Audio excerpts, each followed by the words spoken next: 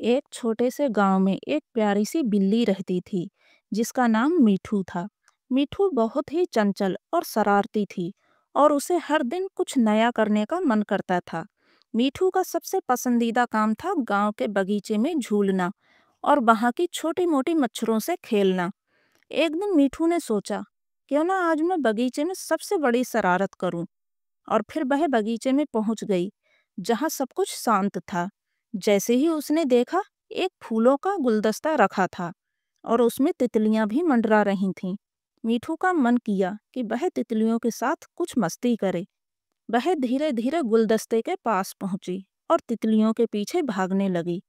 परंतु तितलियां बहुत तेज उड़ी और मीठू उन्हें पकड़ नहीं पाई। वह थोड़ी देर परेशान हो गई, लेकिन फिर उसे एक आइडिया आया। उसने गुलदस्ते से एक फूल उखाड़ा और उसे हवा में उछाल दिया। तितलियां फूल के पीछे भागने लगीं और मीठू चुपचाप उन सभी को देख रही थी। अब मीठू को और मस्ती करने का मन हुआ। वह एक छोटे से तालाब के पास पहुंची और देखा कि कुछ मेंढक कूद रहे थे। मीठू ने सोचा, क्यों ना मेंढकों को थोड़ी दौड़ लगवाऊं। वह तालाब के किनारे गई और जोर से मियाऊं कहा।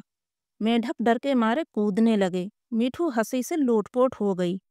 फिर मीठू ने सोचा, अब मुझे घर जाना चाहिए, क्योंकि मुझे लगता है कि मैंने आज बहुत सारी मस्ती की है। घर पहुंचते हुए उसने अपनी मम्मी से कहा, मम्मी आज मैंने बगीचे में सबको खूब मजा दिया। मम्मी ने मुस्कुराकर कहा, सच में मीठू, तुम कभी ना कभी आराम से बैठकर भी मस्ती करोगी। मीठू हंसी और बोली, मम्मी मस्ती करना कभी खत्म नहीं होता। और इस तरह मीठू अपनी शरारतों से गांव में हंसी और खुशियां फैलाती रही। अगले दिन मीठू ने सोचा कि उसे कुछ और नया करना चाहिए। वह बगीचे में खेलते हुए कभी भी रुकी नहीं थी, लेकिन आज उसे कुछ अलग सा चाहिए था।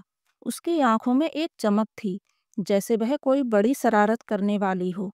मीठू ने देखा कि बगीचे के पास एक छोटा सा अस्पताल बना हुआ था, जहाँ छोटे छोटे जानवर इलाज करवाने आते थे। वहाँ एक तोता रहता था जिसका नाम था गोविंद।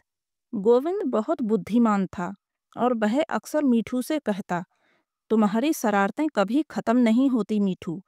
मीठू ने गोविंद से पूछा, क्या तुम कभी मेरी तरह मस्ती करते हो?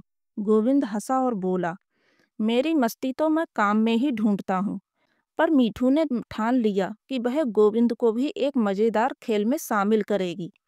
वह तुरंत अपने दोस्तों को बुलाने लगी, चूहे, खरगोश और तोता। मीठू ने सबको एक चमत्कारी योजना सुनाई।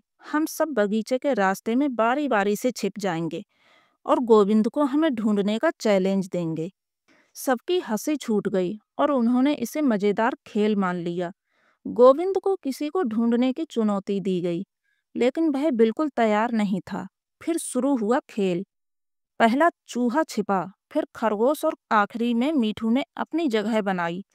गोविंद ने सबसे पहले चूहे को ढूंढ लिया, फिर खरगोश, लेकिन मीठू को वह ढूंढ नहीं पाया। मीठू इतनी चतुर थी कि उसने बगीचे के एक बड़े पौधे के नीचे खुद को छिपा लिया था। गोविंद थक हार कर कहने लगा, मीठू तुम सच में बहुत होशियार हो। मुझे कभी नहीं लगा था कि तुम इतनी अच्छी छिपाई करोगी। मीठू झूमते हुए बाहर आई और बोली, देखा गोविंद, शरारतें हमेशा कुछ नया सिखाती हैं। सबने मिलकर खूब हंसी मजाक किया और गोविंद को भी समझ में आ गया कि कभी कभी शरारतें भी जीवन का हिस्सा हो सकती हैं। मीठू की शरारतें अब गांव में और भी प्रसिद्ध हो गई थीं।